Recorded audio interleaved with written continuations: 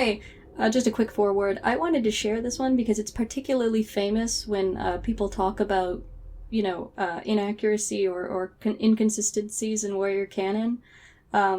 This is what people always reference when they're like, well, should we take the field guide? Should we consider that canon? People will always say, well, they did tell you Squirrelflight had a Vigil. Now, Squirrelflight did not have a Vigil. She's one of the only characters who, I think she's the only one noteworthy that didn't have a Vigil. When she got her warrior name, it was right when they'd gotten back to the lake, or they'd arrived at the lake for the first time, so she didn't have a vigil that night. However, in this book, she describes sitting vigil. So I'm going to read it for you, so that, next time someone references it, you will know what they're talking about. It's an interesting read. It's fun as usual. It's just, it doesn't jive with canon. It didn't happen. She didn't have a vigil. They could have picked any other character. In any case, Squirrelflight's words of wisdom. One day even you might have to sit vigil. Here are a few tips from Squirrelflight to help you pass the night. If you are a ThunderClan warrior, that is. A vigil is the proudest and scariest night of any warrior's life. It was for me. Having to spend a whole night awake guarding the clan, trying not to doze off, jumping at every leaf fall in case it's an enemy attack, is enough to send any cat running back to the nursery. So I'm going to give you some tips on how to get through a vigil. That way you'll be prepared when it's your turn. First, don't lie near the warrior's den. The noise of all that snoring will make you want to nod off. Or deafen you.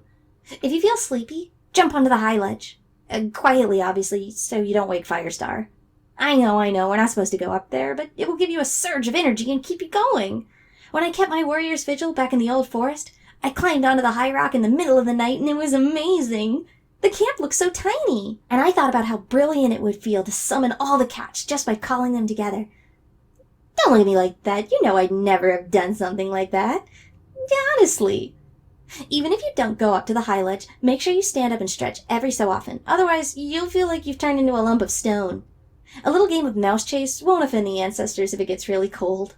Just don't send it flying too close to the nursery like I did, or you'll wake every kit.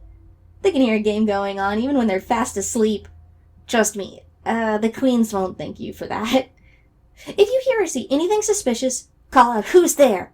Even if it's just a cat coming back from the dirt place, it's better to be safe than sorry. After all, tonight, you're in charge. The safety of the whole clan depends on you. Sorry, I'm really not trying to worry you. Let's hope nothing does happen, because after all, you're not supposed to make any noise during the vigil.